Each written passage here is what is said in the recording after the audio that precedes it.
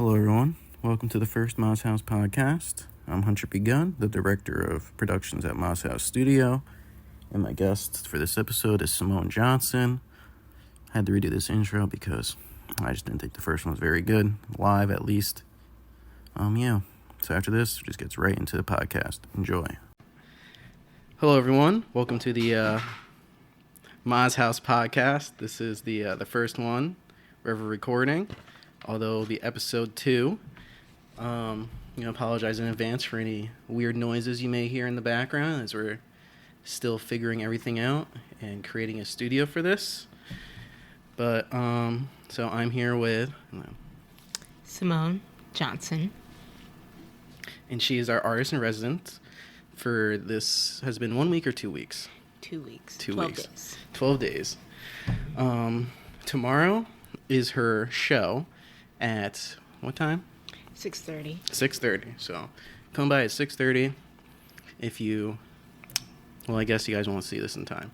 But it's at 6:30 on Wednesday, the 13th. There will be a video coming out about it. If you hear this later on and want to learn about it or see what happened at it, I made a video for Simone, and yeah, so we're going right into it. How would you describe your art? Well, I always describe myself as an interdisciplinary artist, researcher, and cultural worker, mostly making work about / with water. I always say that in my bios. I really like following ideas more than like saying a medium I'm really or strongly attracted to. Lately... I've mostly done a lot of like performance art with like dance, movement, but now I'm venturing off into other mediums.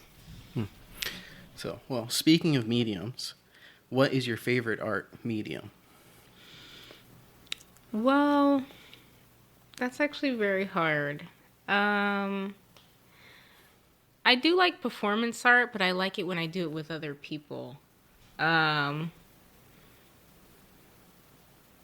As a like audience member, I like music though.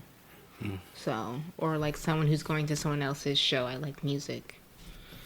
My biggest inspiration usually for art I make is, although I don't make music, people like rap especially and hip hop.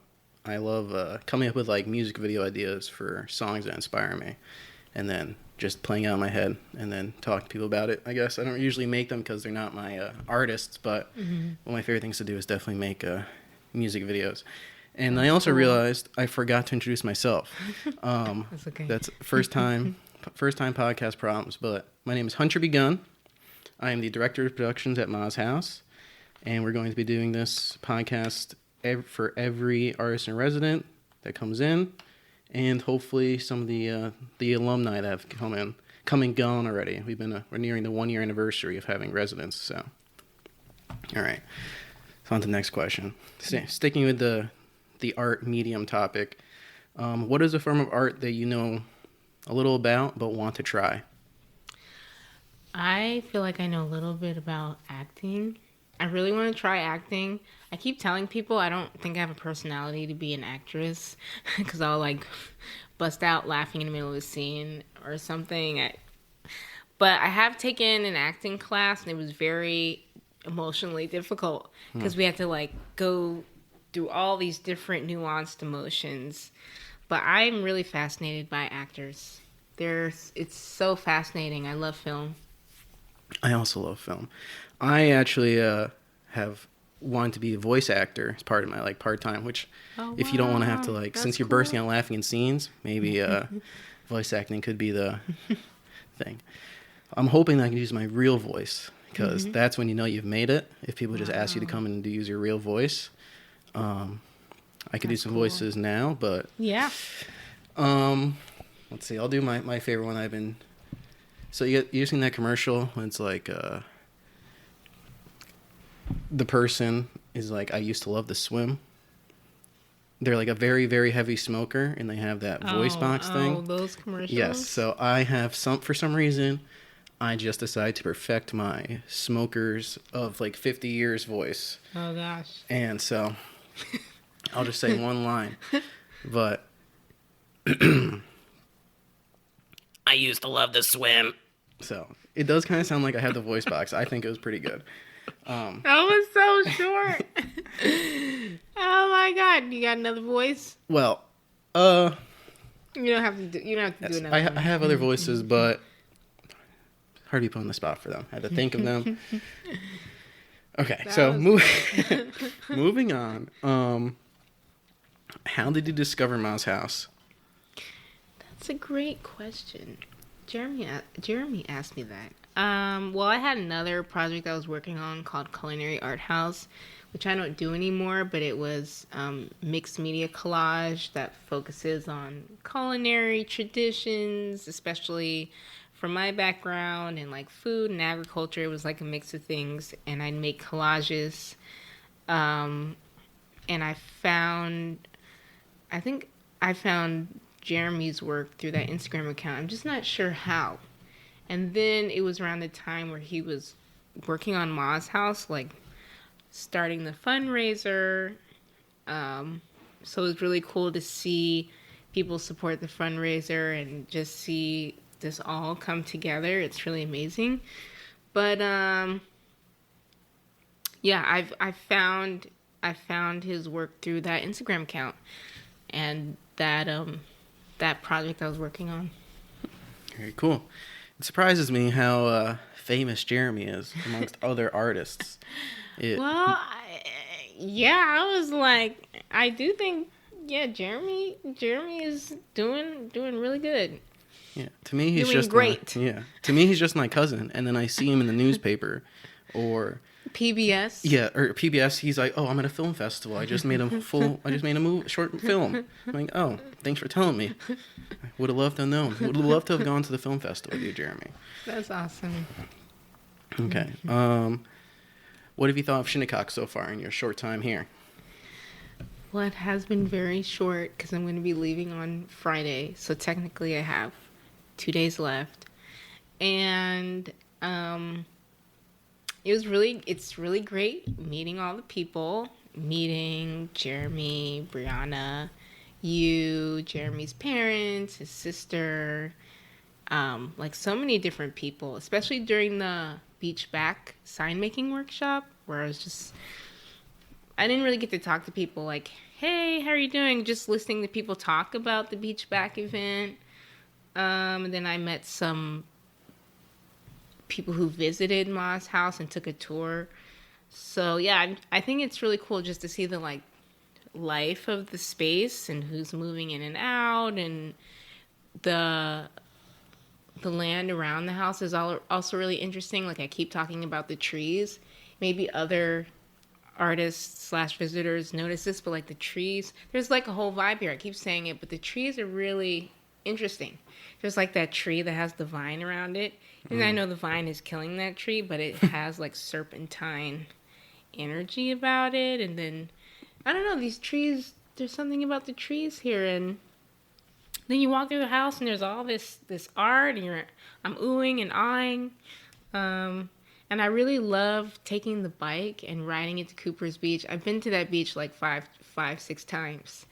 And yeah, it's a very interesting experience to, ride through Shinnecock and then go out to where all those big houses are. And $100 million houses. Yeah, and I don't know what to think also, because I think I heard that's just like where a lot of 1%ers live. Mm-hmm. I don't know. It's an interesting experience, but when I'm riding through Shinnecock, I've seen people are waving at me, and I'm like, hi! People wave at me in their cars, they're in their lawns, and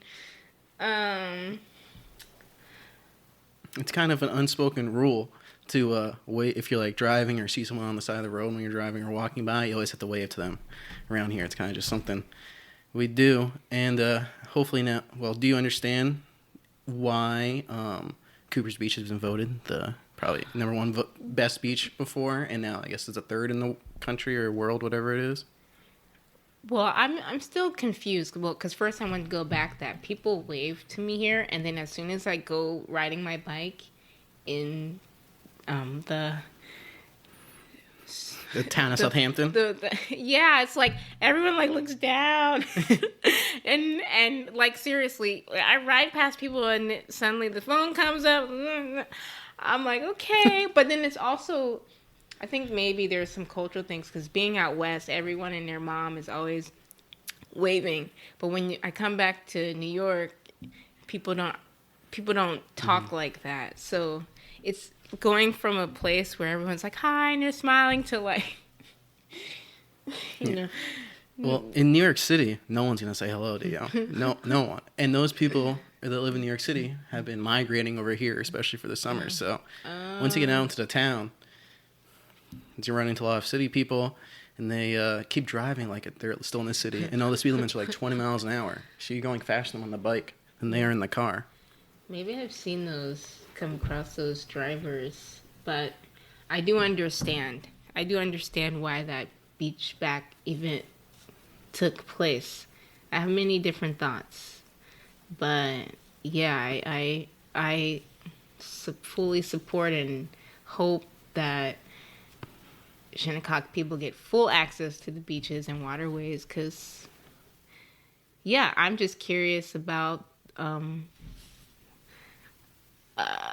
I know I keep saying this. I So maybe I'll annoy people, but at the beach, Shanae Bullock. I don't know if I told you this. I told Jeremy and Brianna that she said something that really resonated about how some of the first memories of the ocean are of Shinnecock people. Mm-hmm. And so, like, I feel really curious about that. And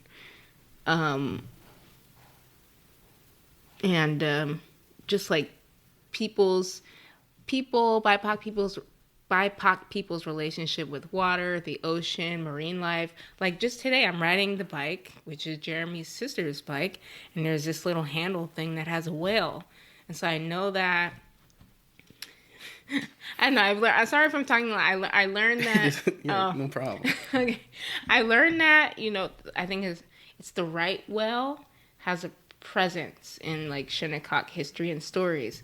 And then I worked with an artist named Mayfield Brooks who recently did a piece about whale falls. And then there's this group out, I think in North Carolina somewhere, or the Carolinas, where it's like a group of black women who do work with whales. So it's like I want to hear more of these stories about BIPOC people's relationships with marine life.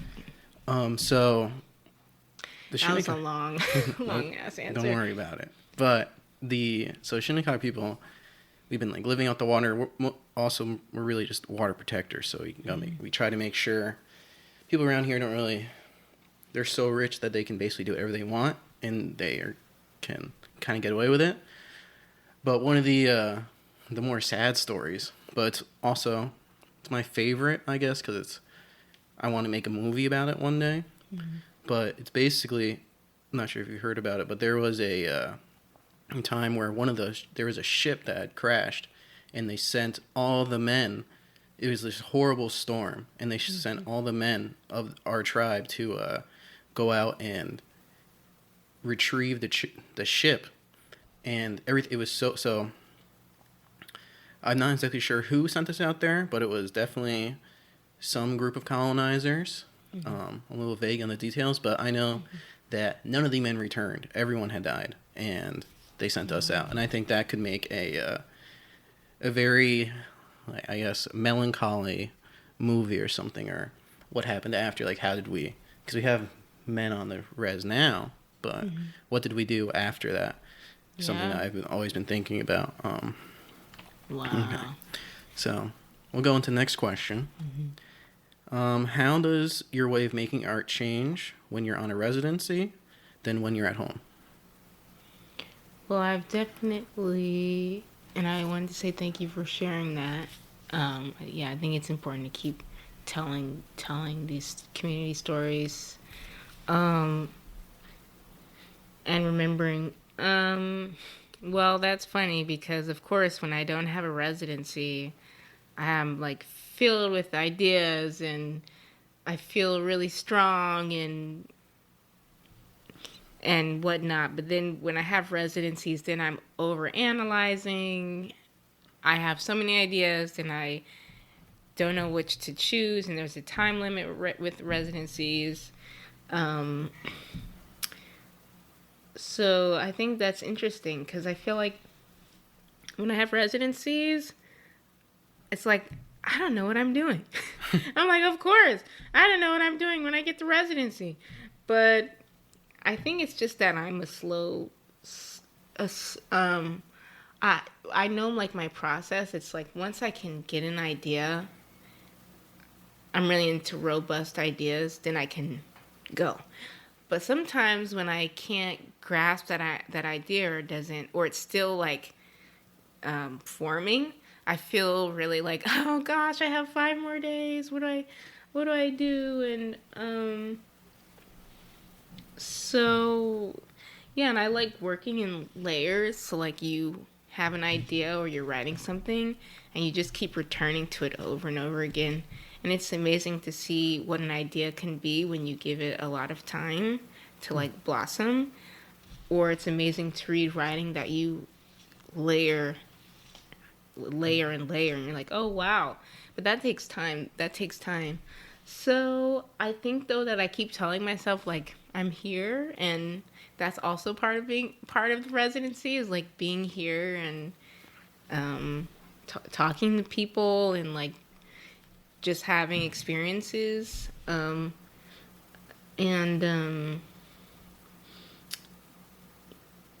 yeah, and that I still feel like a beginner. Sometimes when some people see my CV, it's like, but it's like Well, it's just turned off on us. They're back. It's like I'm actually still a beginner. I'm still a beginner. And I'm sure people who are like 10 years into their craft are like, I'm still a beginner. I'm still learning. I have been trying to, I feel like a beginner, but there are people who, like, you also feel like a beginner, but there are people out there that look at like our work and are like, wow, they're doing what I want to do. And they're still so far behind, I guess is not the word, they just are starting at a different point. And we still feel like beginners, so it's just like, at what point are we going to feel like, oh yeah, I'm pro? One day I'll feel like that. I bet that'll be a very noticeable feeling. Like, yeah, I got this. Mm-hmm. Yeah. One day when I go to edit a video, it will be done in 10 minutes, and I'll be like, yeah, that's all it took. Okay, so why do you make art, and who or what inspires you to make it? That's a great question. Why do I make art? I like expressing myself. Actually, I'm really into like creativity and creative processes and self-expression. So I like being able to do that. I make art about water because I feel like water is a really rich topic / being. I feel like I can connect different things to water, like dreams or the themes I focused on here, or like I said, marine life, family, like all types of things you can connect to water. And yeah, I always say, and I'm going to say this tomorrow, that like water definitely guides my life and guides my art. Sometimes making art is the only thing that makes sense to me. Like when I look out in the world, because I didn't know what I wanted to do in my early 20s. And now I know later in life, because I like marine science. You know, I didn't know that years ago. And I don't know where I was going with that. Just that like there's all these different aspects to integrate into my art practice, like water. But then you can go into marine science, which is more specific. And then there's more specific fields in marine science, like marine archaeology. So I just feel like I like making art, the art and the the things that I focus on because I feel like it's so expansive. I don't think I'll ever get bored. I probably will need breaks though, which I'm feeling right now. And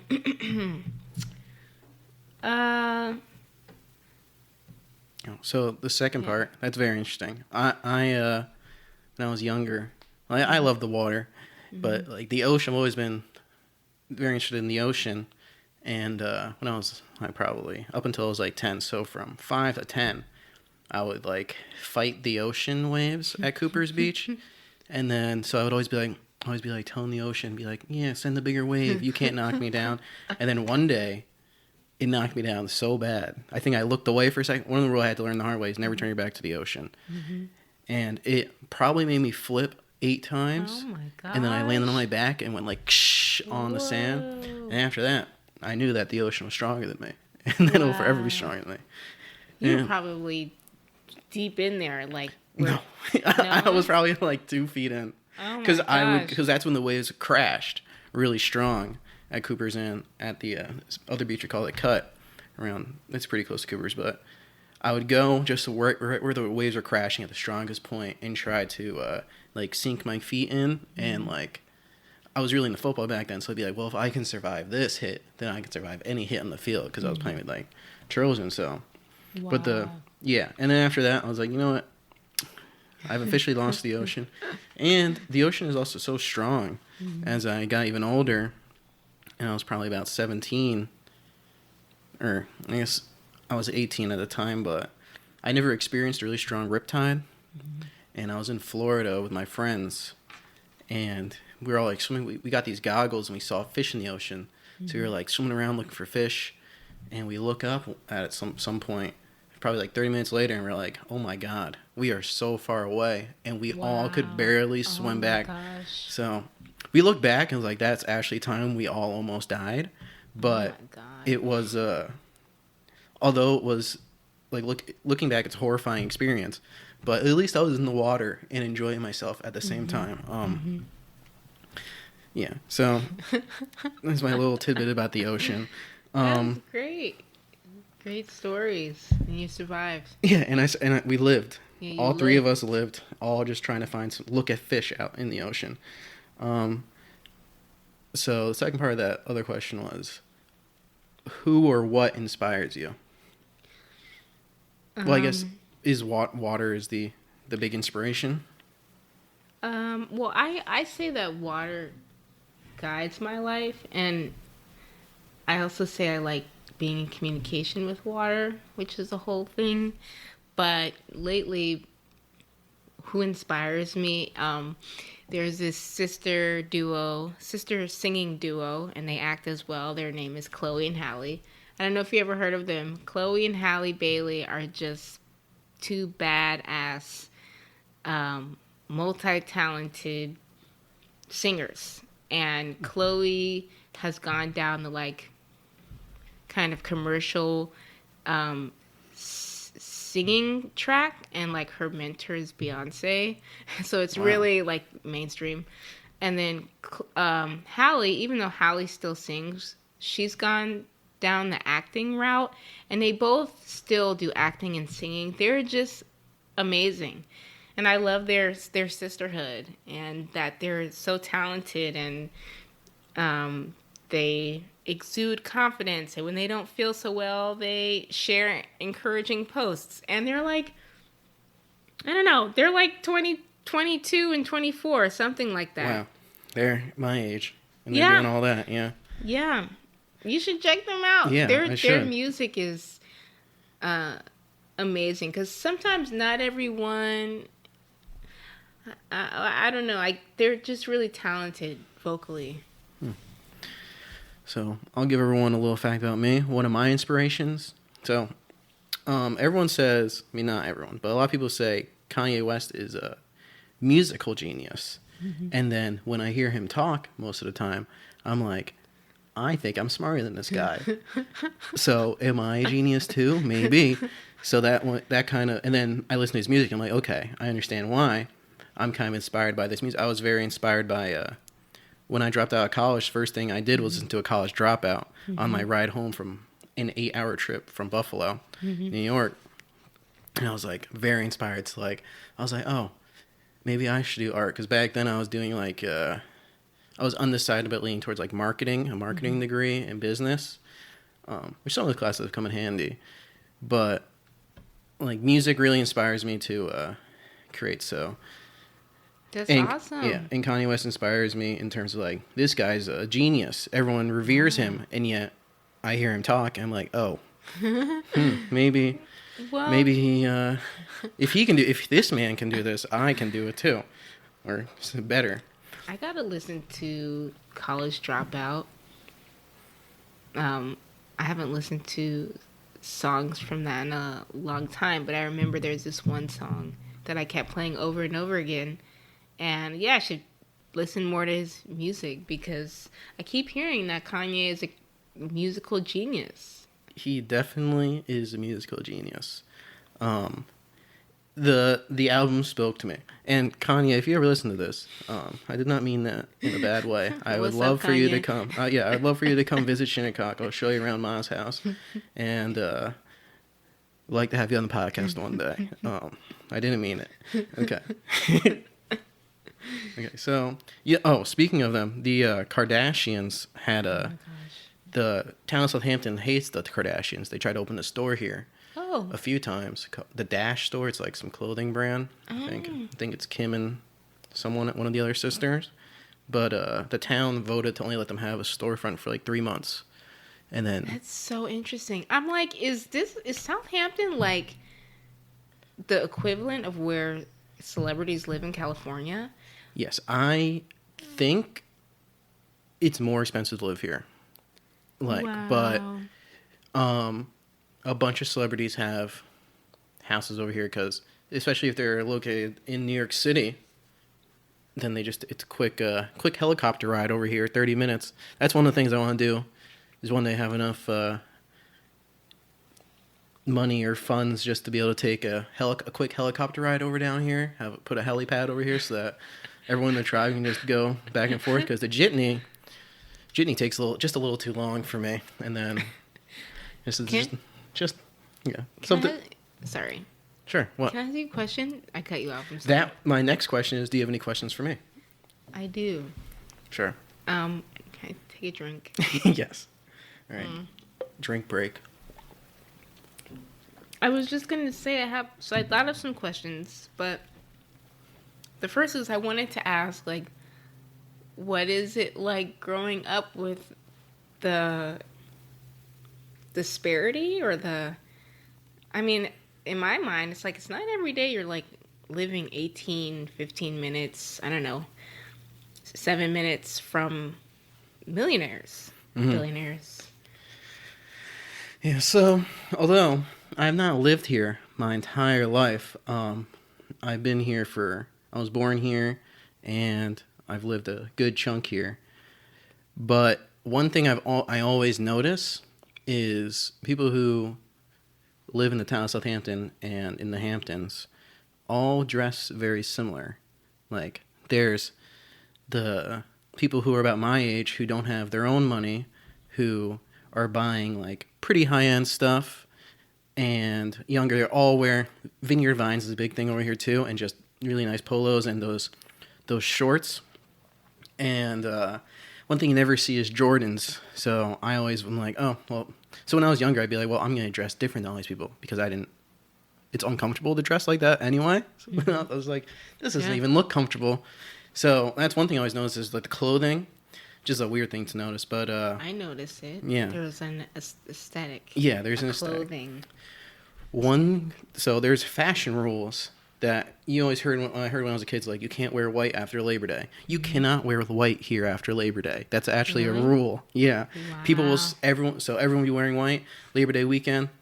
Never see it again until the next summer. Wow. It's so weird. I've never seen that was in TV and movies. Oh, you can't wear fashion shows. And now, only here that I'm aware of is where things like that happen. And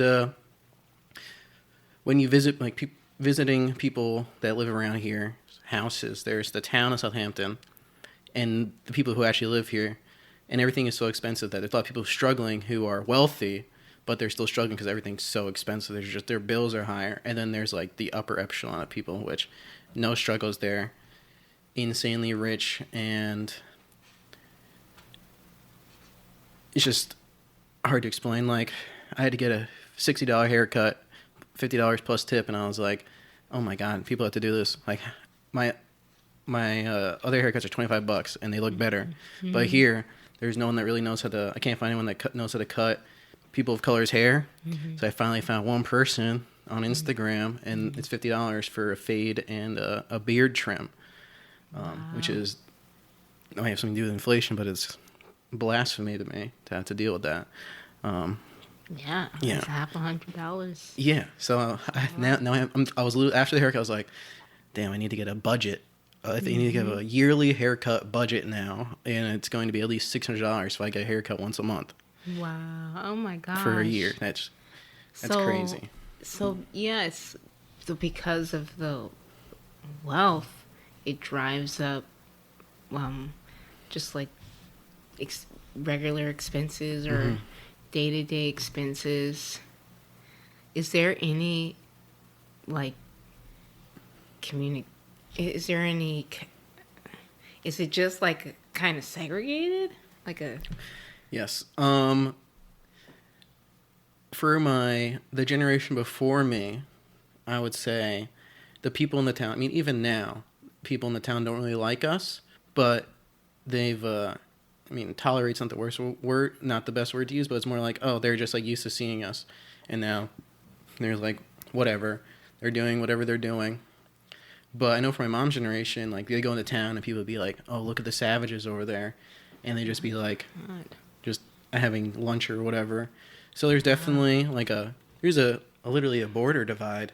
There's no like super well paying jobs over here where someone could buy a house here, because even the smallest ones are worth millions of dollars. Like this, where our studio is, Ma's house. Technically, the land value is probably worth a few $1 million, but if you were to build this house, like in Texas, it'd probably cost like, you can get a loan for $100,000 and build this exact same thing, but you also can't get a loan to build houses here, so you have to build it all in cash. It's very bizarre how that works, but yeah. Well, I was just thinking that when the time comes for, I don't know, land back or redistributing wealth, that it's a great place to be. Yeah. You know? This is the best place to be getting your land back. Yeah. Yeah, well, what an interesting time to live. I don't know, as a young person, you know? Mm-hmm. Yeah. I have more questions. Sure, yes. I was about to say, if you have any more, for sure, ask them. I think I hit the microphone. Yeah, well, I feel like I can keep asking questions about that, because, but some other questions are, well, I wanted to come up with some fun questions. The first one that I can remember. Okay, so I always like asking people this question, like, what's exciting to you in life? Oh. Like, you're like, yes. Not like, oh, yeah, that's cool, but like, yes! This is happening, or this is gonna happen, or, I don't know, I'm gonna take a nap. Let's see. So, I would say I really like going places, and if I'm traveling like out of the country, I'm like, this is really cool. I'm going to experience something that I have not had to deal with. But that excitement's also kind of like a exciting nervousness, but I kind of like being nervous in a way, because that means like then doing something I haven't done before. It's exciting. Big fan of concerts. I really love like a big festival. There's this festival in New York. It's around a couple places in America, but it's called Rolling Loud. And they have like 100 hip hop artists over like a 3-day period, and that's always really, really exciting to me. I love going to those, and coming up with a really good idea, or helping people build on an idea that they already came up with, is something that's really fun for me. I like doing. and watching a movie that I've been waiting a long time to see. This one's kind of nerdy, but there's a new Dragon Ball movie that's coming out in like August that I've always loved Dragon Ball since as a kid. And I felt like it was just so fun for me to watch that show. And it's been like years since anything came out of it. So very excited to see that. And also the Batman movie that came out a few months ago. That was very exciting for me. I love that movie. Even though it's like 3 hours long, that was very fun for me. And that's all I can think of. Oh, and I guess playing some type of game, some sports, watching like the NBA Finals, playing basketball with my friends. I'm a big fan of doing things like that. Like that gets me like, I'm like, yes. Especially winning beating one of my friends or someone I never met in a sport is so fun for me. Then I'm just like, yes. Or in a game, it doesn't matter what it is. As if I can win, if I can have a good, I don't like beating anybody. If it's a good match, they're also good, and I can like somehow overcome the odds and win. That's like drives my passion to keep playing. Like, oh, I need to. That's like my high. I'm like, oh, I need to go beat that person again or find someone a little bit better than them to beat to feel that high again. Yeah. That's so funny. I just had like a flashback to playing Drawful. And you drew your winner's crown. Yeah, you saw it firsthand. And I started calling out Jeremy for cheating because he got an all-time high score. I've never. Let's see, Jeremy Dennis somehow got the highest score I've ever seen in a game. And I was questioning how that's even possible. Yeah. Oh, okay. That's so funny. Yeah, and people were showing their drawing skills. I was like, wow. Can you believe it? These people that are in my family are just so good at drawing.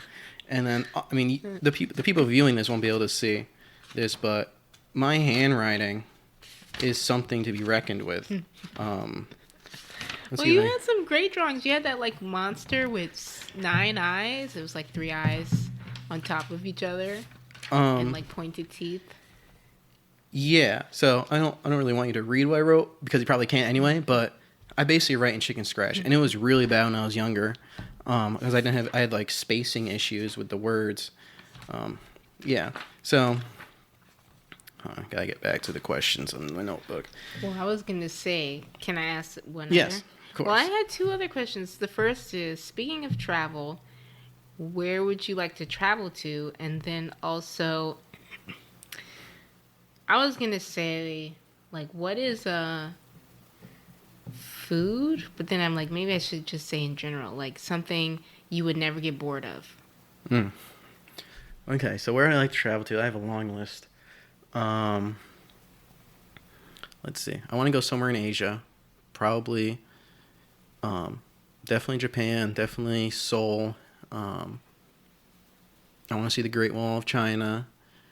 I've been to Europe a few times, so I'm a little French on my dad's side. Oh, so, you've been to France? Have you been to France? It's been a long time since I've been in France. Since I haven't gone since I was 10. But I'm supposed to go again one day soon. I've been to Hungary on a month-long. That was my first solo trip. And technically, when I was 16, I went with the University of Toronto on an anthropology dig. Oh my gosh! And with all college kids, and I was only 16, so that was interesting. So there's still some people I met on that trip are still some of my best friends to this day. I really want to go to Hawaii. Yeah. Same. That'd be. I mean, I know I shouldn't go to Hawaii because I know the native people to Hawaii are like, please don't come. I've heard that. But I was like, well, is it really that bad? If I come, I'm native over here. You guys can come. We can do like an exchange program. Get some Hawaiians over here. Yeah. And we have beaches also, but I want to see those volcanoes pretty bad. And the list goes on and on, honestly. Thailand seems cool. So I want to do a lot of traveling in my life.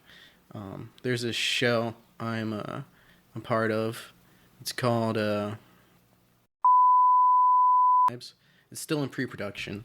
I'm not even sure if I'm allowed to tell people this, but it's going to follow like going to different cities, and their show's kind of going to be like reality TV. We're going to go to 13 cities with them. You're going? I mean, I'm one of the producers, so one of my things is like I have to get us like flights and everything there, trying to get all that stuff for free. So if I can, I mean, What the? as long as they're in, What? they're in. I know a few of them, most of them that we are talking to are in, but they're so busy. It's really now it's probably gonna be like a end of the 2023 looking show. But I'm really hoping that ends up getting made. Yeah, that's cool. I really hope it gets made. That's like, please, hopefully that happens. And then, okay, so the other part of the question was, is there anything I ever get, nothing, something I can never get bored of? Because I first thought of like a food or a meal, but then I was like, something where, Okay, so I'll give a food and an activity. I guess a drink. I am a seltzer connoisseur. I love seltzer. I have my own. I've had 2 seltzer machines in the same house before, because I just love seltzer, and because I have hearing aids and I drink a ton of like seltzer, and my friends call me an old person, like an old man. So I will proudly drink seltzer to the day I die. I'm just a little afraid. I need to do more research about if seltzer carbonation causes kidney stones, because that is one of my biggest fears. I hope not. Otherwise, I'm in for a horrible situation in like 15 years.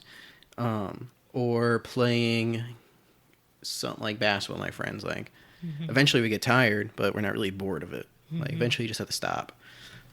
But if we had unlimited energy, I'm sure we'd just keep playing. That's beautiful. Yeah. That's beautiful. Thanks. I came up with that on the spot. That was great. That's great. I swear I came up with a 4th question. Okay, I have one last question. Okay. What is one of your best memories? Ever? Yes. My best memories? Well, the first thing that comes to mind, it's not really honestly, it's not even a good memory, but it's something I look back on now and always smile. It's one of my greatest stories. When I was, so, a little context, this was after my parents were divorced. Me and my sister and my dad went to Jamaica. And this was not our first time in Jamaica. But this was our first time. This was like our first solo trip with our dad, me and my sister. And somehow, on the second day, I got sun poisoning. So, sun poisoning, which is like beyond sunburn. Like, my cheeks were like, I could barely see. It was horrible. Horrible situation. But, so I'm like stuck inside. I'm thinking like, oh, finally like feeling okay enough to go outside for a little bit, because there's this basketball area. They have like some hoops. So I'm like, okay, it's in the shade. I can play a little basketball and then go back inside. So I'm like I go rent a basketball from like some booth, and my dad sees me. And I don't notice. So I'm like dribbling a basketball on the sidewalk on the resort or whatever. I forgot what resort it was, but my dad comes running up behind me and hits the ball out of my hand and steals it. And then he starts dribbling backwards all crazy. There is a dip in the sidewalk. The sidewalk is all shoddy, messed up. He instantly breaks his ankle on the sidewalk. Oh, my God. And I am like, oh my God, what the heck is happening? So he's in a wheelchair for the rest of the trip. And my sister, at this point in her life, had never had a haircut before. And she has very, very curly hair. And usually my mom's always there to keep it tamed. She had never gone to like a hair salon to do it.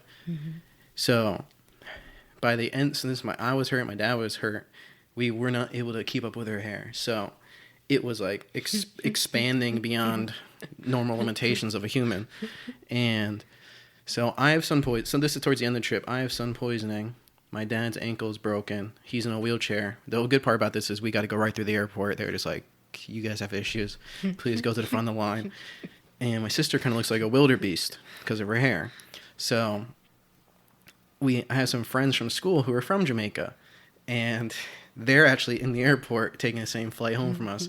And the mom really liked our family, so she like saw us and came like running over because she saw my dad in the wheelchair, me like looking all decrepit and like dying.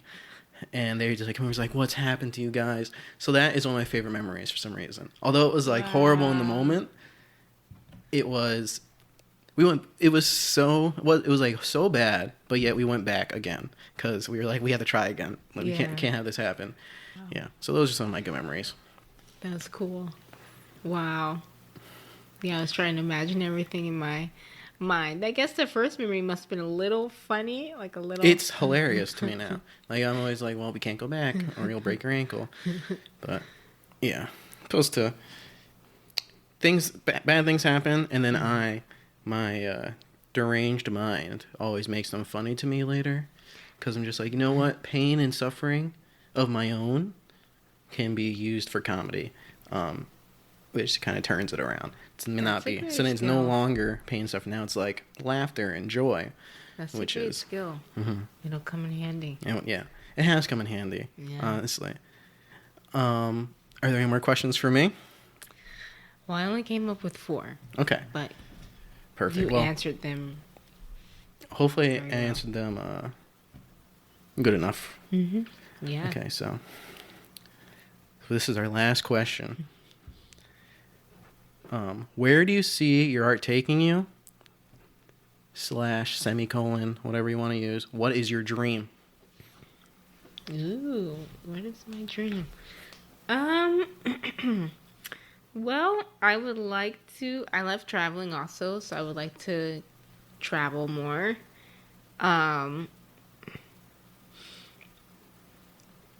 would really like to continue doing like meaningful projects, things that are fun and exciting.